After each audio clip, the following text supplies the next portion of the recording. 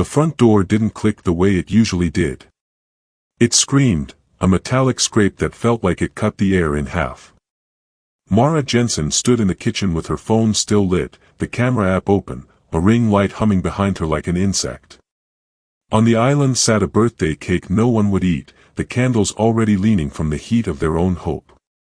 Her smile, still half-assembled for the audience, collapsed the second she heard the footsteps.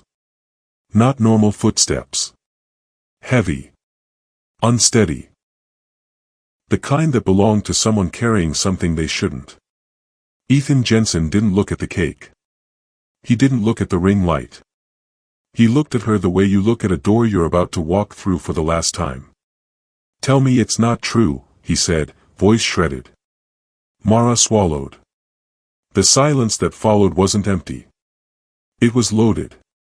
The Wasatch Mountains held the morning like a secret, pale light, cold edges, clean lines that made everything feel honest. Utah mornings had a way of making people believe they could start over. That's why so many did. Mara Jensen, born Mara Elise Caldwell, February 11, 1996, in Provo, Utah, built a career out of that belief. She was the kind of woman who could look straight into a lens and make you feel like she was talking to you alone. Her voice was warm without being messy. Her smile felt practiced but not fake. She'd tell her followers about routines, faith, marriage, and choosing joy with the quiet authority of someone who had suffered and learned how to package the lesson. But even Mara's light came from somewhere darker. Her father had left when she was 9, not with drama, but with absence. One day he was there, whistling while he fixed the porch rail. The next day, his side of the closet was empty, and her mother's face looked like it had been erased and redrawn badly. Mara learned early that love could vanish without explanation. That the safest thing was to be lovable, so lovable that people would stay. So she became excellent. Excellent at school. Excellent at church. Excellent at being the daughter who didn't cause trouble. Excellent at reading rooms and giving people what they wanted before they had to ask.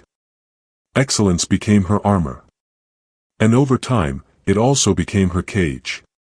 Ethan Jensen, born Ethan Cole Jensen, August 3, 1994, in Ogden, Utah.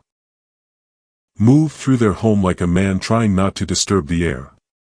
He wasn't quiet because he lacked confidence. He was quiet because he had seen how quickly things broke. Ethan grew up with a mother who loved hard and a father who loved unpredictably. The kind of dad who could hug you one moment and slam a door the next. Ethan learned to watch hands, listen to breathing, and measure moods like weather. That skill made him good at his job. He worked as a paramedic for Salt Lake County, the sort of person who could walk into chaos and bring shape to it. It also made him good at marriage, in the way that can be both beautiful and dangerous. He loved Mara like she was sunlight. And he protected that sunlight. Even when it blinded him. Online, they were Utah's golden couple, not famous like celebrities, but famous like neighbors everyone watched. Their content wasn't flashy. It was intimate. Sundays in soft sweaters. Marriage talks at the kitchen table. Real moments carefully edited to feel unedited. They had an audience that called them goals, as if love were an aesthetic you could purchase. What the audience didn't see were the micro cracks. The way Mara's eyes sometimes darted to her phone as if it were a pulse monitor. The way Ethan sometimes woke in the night, heart racing, listening for a sound that wasn't there. The way transparency became a performance and privacy became a fight. Still, they had a rhythm. A house in the avenues. A small backyard with string lights. A dog named June that followed Mara everywhere. A community that smiled at them in grocery aisles like they personally represented hope. And yet, beneath the ring light's glow, Mara carried a fear she could never confess. That if Ethan ever saw the part of her she had buried, he wouldn't just leave. He would look at her like a stranger. They met in a place that rewarded good appearances. Ethan first noticed Mara not because she was loud, but because she was composed, too composed for someone her age. After the service, she stayed behind stacking chairs with a smile that never slipped, even when the metal pinched her fingers. Ethan offered help. Mara refused politely. Ethan insisted anyway. That was the beginning, his steadiness against her perfection. Their first dates were Utah simple, hot chocolate, long drives, small talk that grew into bigger truths. Ethan talked about his work and didn't glamorize it. Mara talked about purpose and made it sound like oxygen. She told him she wanted a life that meant something. Ethan believed her. When they married, it felt less like fireworks and more like a vow carved into stone. The kind of love that looked durable. But the world they lived in, both online and offline, didn't reward durable. It was a brilliant reward. In their community, being a good couple was currency.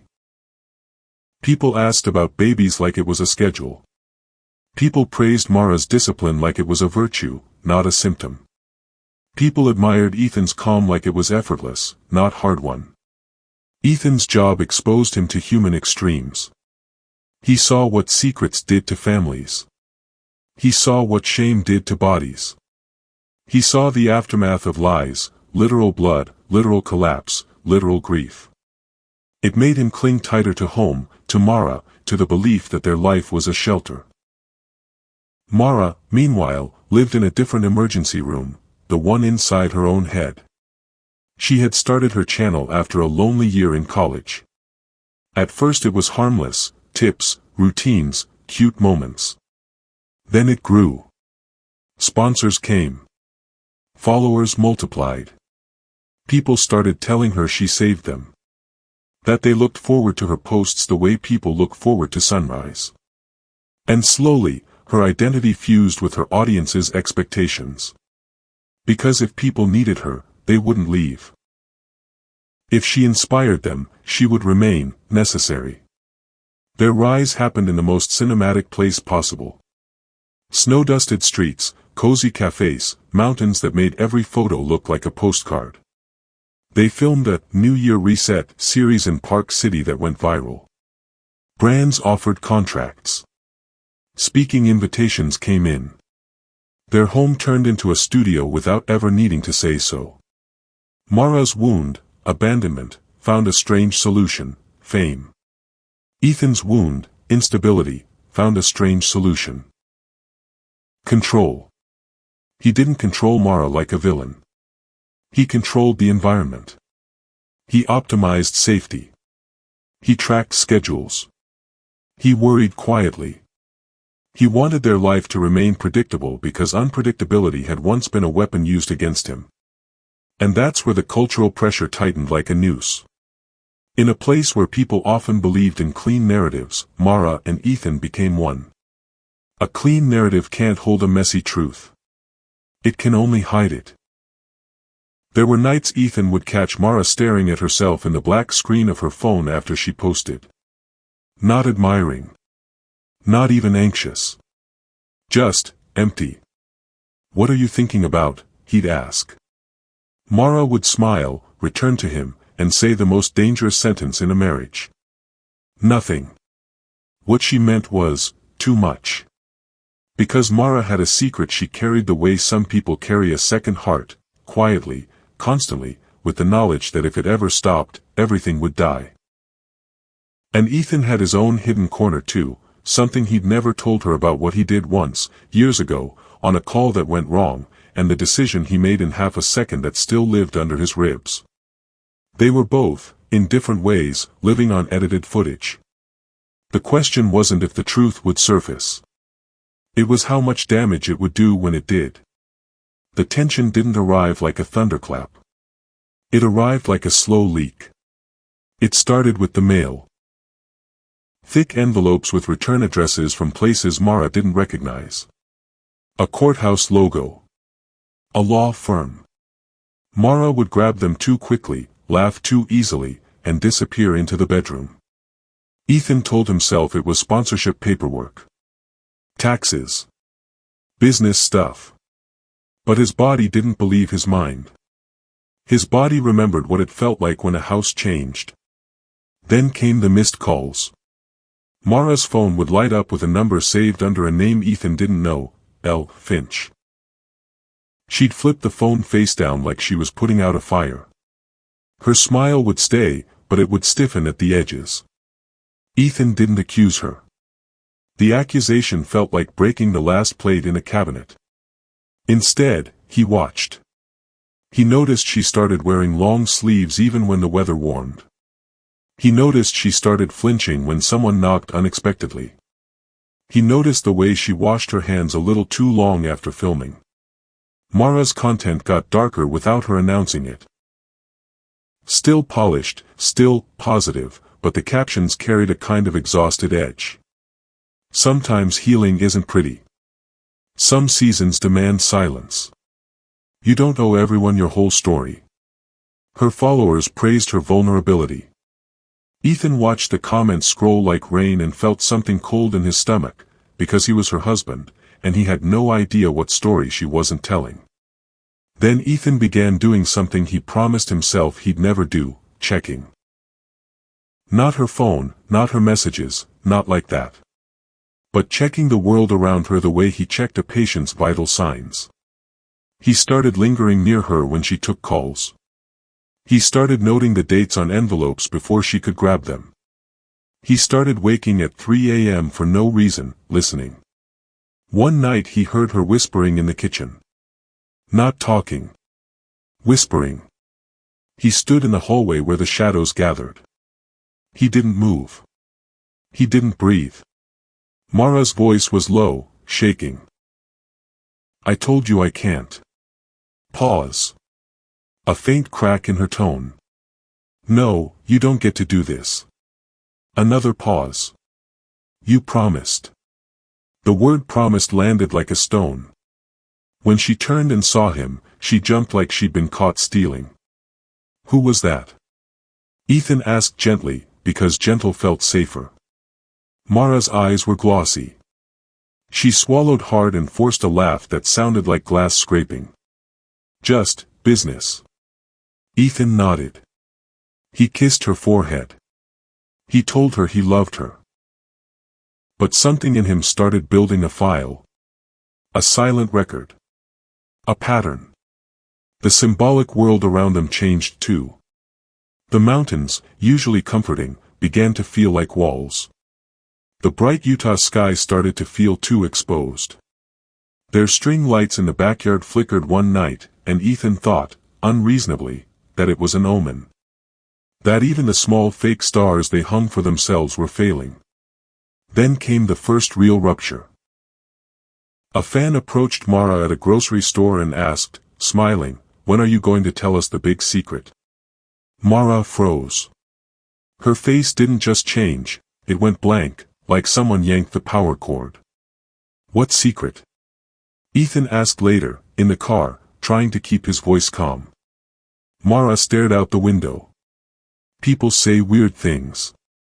But Ethan saw her hands. Her nails dug into her palm. She didn't even notice. That night, Ethan opened his laptop and searched her name. Deep, past the glossy interviews, past the curated articles. And for the first time, he found something that didn't fit the story. A legal document. An old record. A different name. Mara Elise Caldwell wasn't the only name attached to her. There was another, older, buried, and connected to a sealed case. Ethan's heart didn't race. It dropped. The way it drops when you step into empty air. He told himself, there's an explanation. He told himself, you don't know the whole story. And that's what made it worse. Because the moment you start needing explanations, the truth is already close. The catalyst arrived on a Tuesday that looked normal on the surface.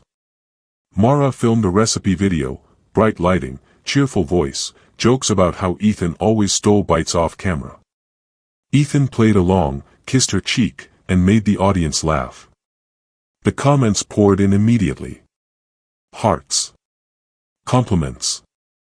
You two are the standard. When the camera turned off, Mara's smile died in a second. Like it had been held up by strings and someone cut them. "I need to go out," she said, grabbing her keys. "Where?" Ethan asked. "Just.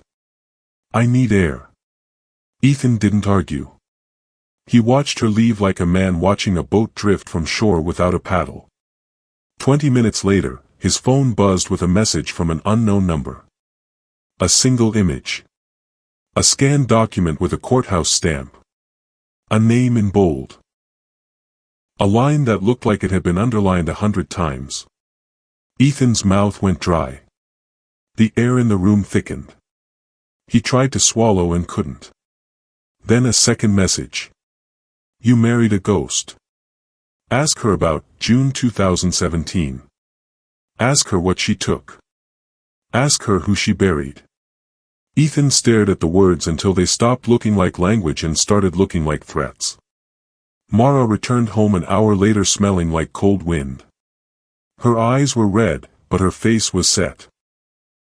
Determined, controlled, almost calm. Ethan stood in the kitchen where the ring light still glowed faintly, forgotten. He held up his phone without speaking. Mara saw the screen. For a moment, she didn't move. The world seemed to pause around her, no refrigerator hum, no dog nails tapping, no distant traffic. Then her shoulders sagged, just a little, like she'd been holding up a ceiling and finally realized it was going to fall anyway. "Ethan," she said softly. "Please. Tell me," he replied. Mara's lips trembled. She blinked hard like she was forcing tears back into place. "It's not what you think." Ethan's voice stayed quiet, but the hurt inside it was enormous. "Then what is it?" She opened her mouth. Closed it. Opened it again. I wasn't always Mara," she whispered. Ethan's hands curled into fists without him telling them to. Mara's eyes filled.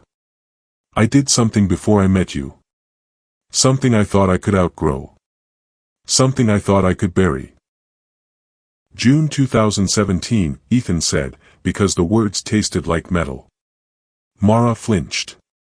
And in that flinch, Ethan felt his last easy belief die. The normal world broke right there, not with screaming, not with shattered plates, but with a simple realization. They had been living in two different marriages. Ethan's marriage was built on vows.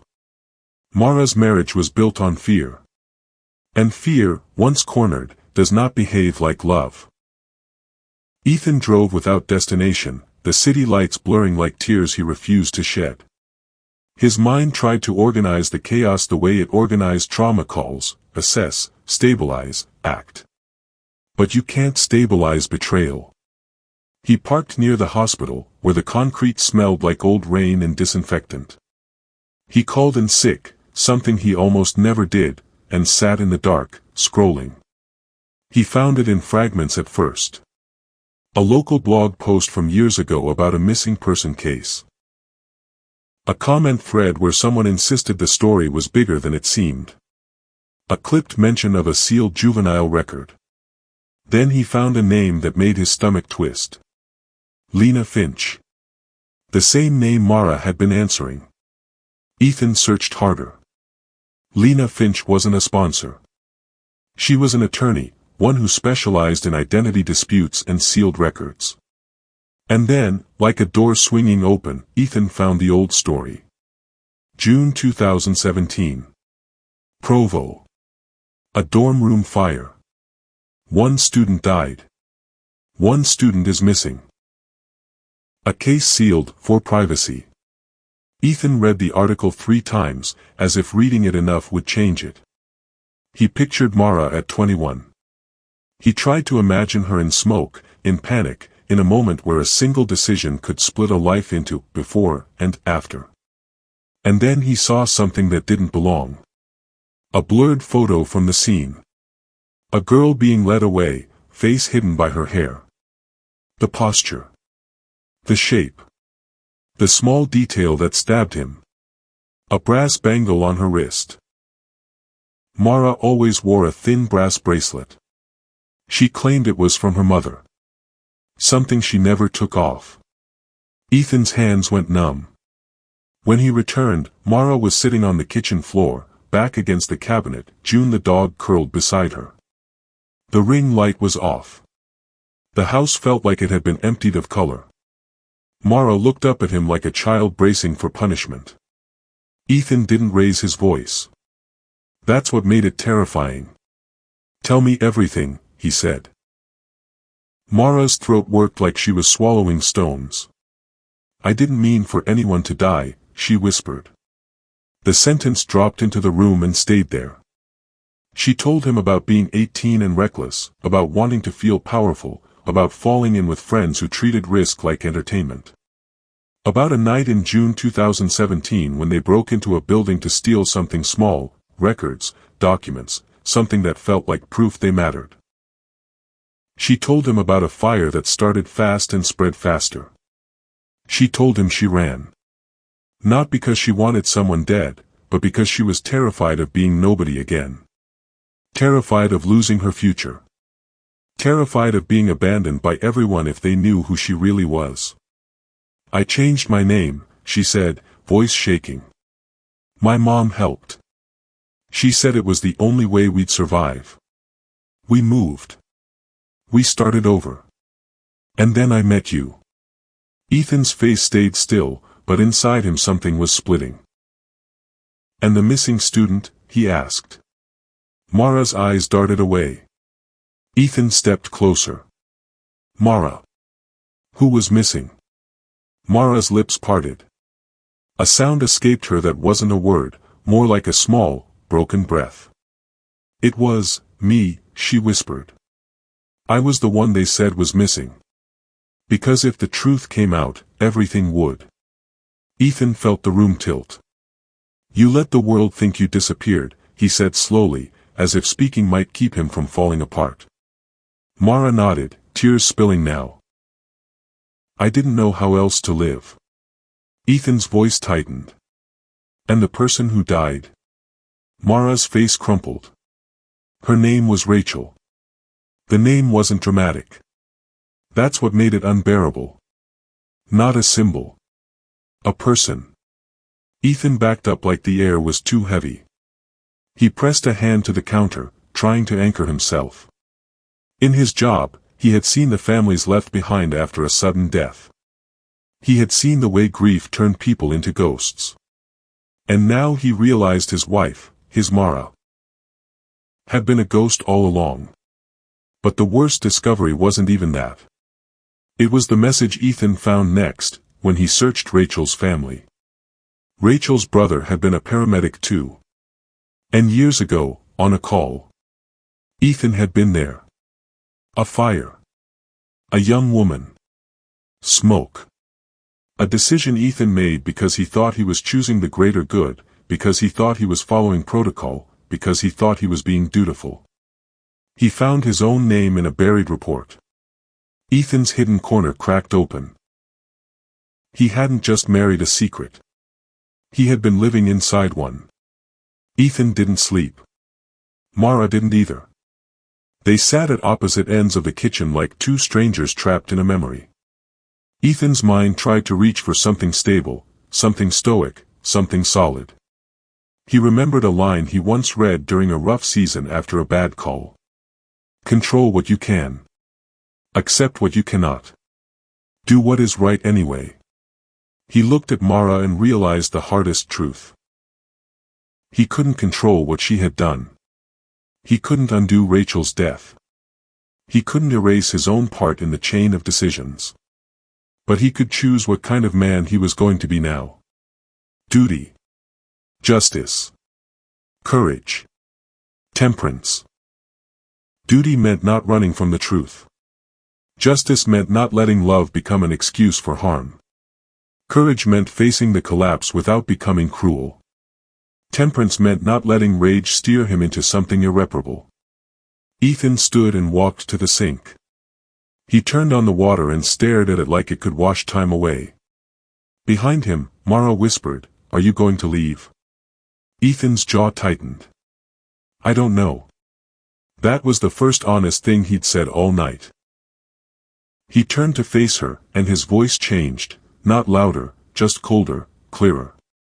"We're done performing," he said. "No more editing. No more hiding behind pretty words. You're going to tell the truth." Mara's breath hitched. "If I do, everything ends." Ethan nodded once. "Some things deserve to end." Mara looked at him like he'd slapped her. Not because he was harsh, but because he had stopped saving her. Ethan felt something inside him harden, not into hate, but into clarity. He loved her. That was real. But love wasn't supposed to be blindness. If their marriage had any chance of meaning, it would have to pass through truth like fire. And Ethan knew something else now too, something that made his stomach twist with dread. The anonymous messages weren't random. Someone wanted this to explode. And if someone wanted it to explode, they might not stop at exposure. They might want destruction. The day unfolded like a slow funeral. Mara moved through the house packing a bag with shaking hands. Not to leave Ethan, at least not yet, but to prepare for the collapse, lawyers, police, headlines, the end of a life. Ethan watched her from the doorway, noticing every small detail as if his brain was trying to memorize her before she vanished into consequence. Outside, the neighborhood looked the same. Kids rode bikes. A neighbor waved. The sky was bright, almost mocking. Inside, Ethan's body felt like it was running a fever. His palms kept sweating. His heart kept jumping at small sounds. He kept hearing the word Rachel in his mind like a siren. Mara's phone rang again, Lena Finch. Mara answered with a brittle calm. "What now?" Ethan caught fragments. "They're sending it to the press. You don't have time. There's another piece you don't know." Mara's face was drained of color. When she hung up, her voice was small. "Ethan, someone is coming." Ethan swallowed. "Who?" Mara shook her head, eyes wide. "Rachel's family. Someone from them. They've been looking. For years." Ethan's breath shortened. It was one thing to face the truth privately. Another to face it with the weight of real grief staring you down. Mara started to cry again, but it wasn't soft. It was panicked. "I tried," she said. "I tried to be good. I tried to make it mean something." Ethan's voice came out rough. "You tried to outrun it." Mara's eyes flashed. "And you? You think you're innocent? You think your hands are clean?" The words hit him because they were aimed at the place he never let her see. Ethan stepped closer. "What do you know?" Mara's voice trembled, but her gaze was sharp. "I know you were there. That night. I know you wrote the report. I know what you chose." Ethan's stomach dropped. The room felt smaller, like walls were moving in. They weren't just husband and wife anymore. They were two people holding pieces of the same tragedy, pieces that fit together too well. Outside, a car door slammed. Ethan flinched like a gunshot had gone off. Mara froze, eyes locked on the front window. June the dog started barking, low, urgent, different than usual. Ethan's heart pounded so hard it felt like it was trying to escape his ribs. This was it. The moment when their private hell became public. Ethan walked to the front door, hand hovering near the handle, sweat slicking his palm. Mara whispered behind him, voice breaking, "Please don't let them take everything." Ethan didn't turn. "They're not taking it," he said, voice tight. "We gave it away." He opened the door. A woman stood on the porch.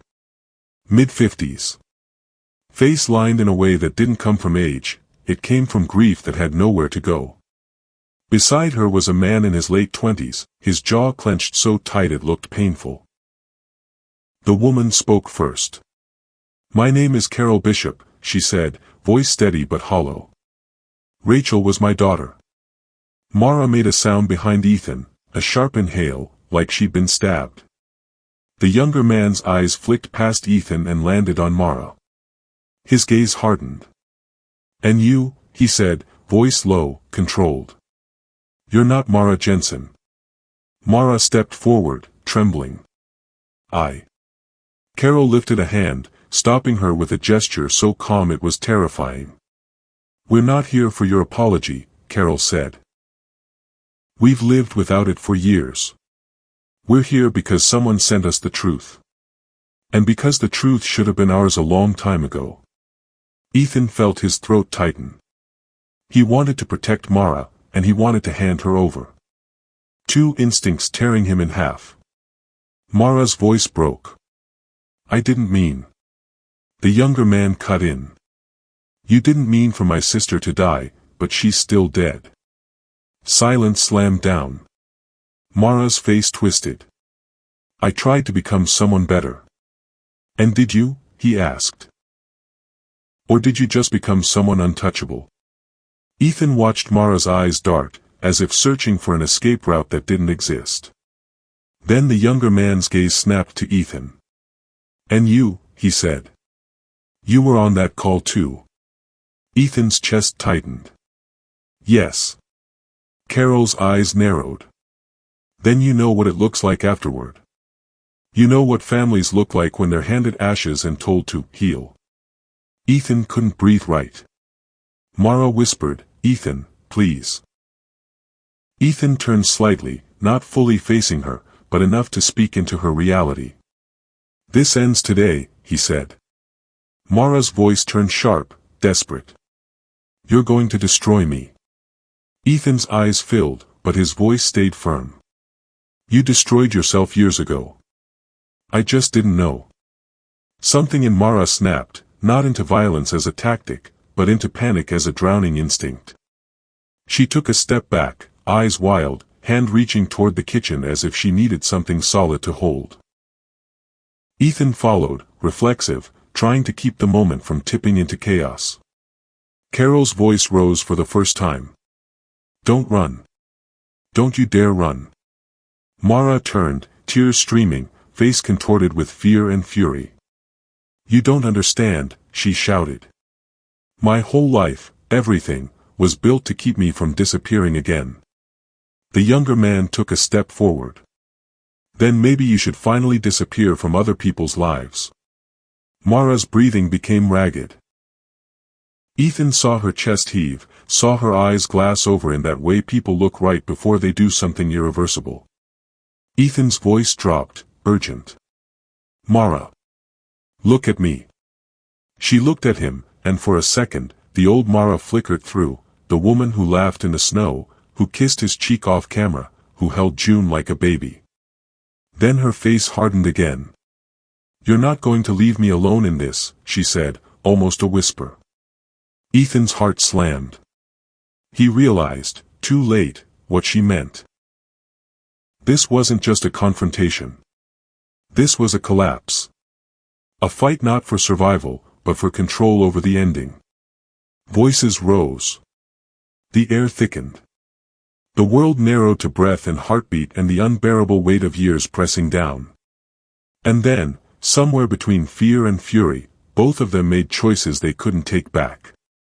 Not clean. Not heroic. Not cinematic in the glamorous way. Just human. Just tragic. The street is filled with red and blue reflections. Neighbors watched from behind curtains. Phones recorded through windows. Sirens cut through the cold air like accusations. Inside the house, the ring light stood in the corner like a witness. The story that followed was not one the internet could hold gently. Headlines called it a shock. Comment sections called it unbelievable. People argued about blame like it was entertainment. Old clips of Mara and Ethan smiling were replayed with eerie music under them, as if their joy had been evidence instead of real life. Carol Bishop sat in an interview room later, hands folded, face blank. "I didn't come to punish," she said. "I came to know." Ethan's co-workers gathered in a hospital break room and stared at the floor. Some cried. Some didn't. Some felt betrayed. Some felt sick with the realization that you can work beside someone for years and never know what's inside their home. And Mara's followers, people who called her sister, who trusted her voice, felt a strange kind of grief. Not for a stranger on the internet, but for the idea that if she could break, then maybe anyone could. Utah, bright and calm and mountain-framed, kept waking up the next day like nothing had happened. But the Jensen house didn't feel like a home anymore. It felt like a warning. If there was one truth left after everything burned down, it was this. A secret doesn't stay hidden because it's strong. It stays hidden because people are afraid of what truth will cost them. Mara wasn't a monster in the simple way people like to label. She was a person who believed love had conditions, who believed if she was fully seen, she would be abandoned. So she tried to outrun her past by becoming flawless. Ethan wasn't a villain either. He was a man trained to keep people alive, who thought control could keep pain away. He wanted to be the steady one, the protector, the good man who didn't let things collapse. But neither of them understood the cruelty of unfinished truth. What you refuse to face doesn't disappear. It waits. It grows teeth. Stoic thinking doesn't promise safety. It promises clarity. And clarity is brutal, you can't undo what's done. You can only choose what kind of person you are when you finally meet reality. In the end, their tragedy wasn't just a secret. It was the belief that the secret was more powerful than the truth. And maybe the hardest lesson is this. When a life is built on hiding, the collapse isn't a surprise. It's a delayed consequence. If you watched this unfold and felt your chest tighten, ask yourself why. Was it the shock of the ending, or the slow way it got there? Do you think secrets automatically make someone evil, or do they make someone scared? And where's the line between protecting your life and destroying other people's right to the truth? I want to hear what you think. If Mara had confessed years earlier, would anything have changed? If Ethan had confronted the cracks sooner, could the ending have been different? And what do you think is more dangerous, shame, or silence? Drop your thoughts in the comments, and if you want more stories like this, follow and subscribe.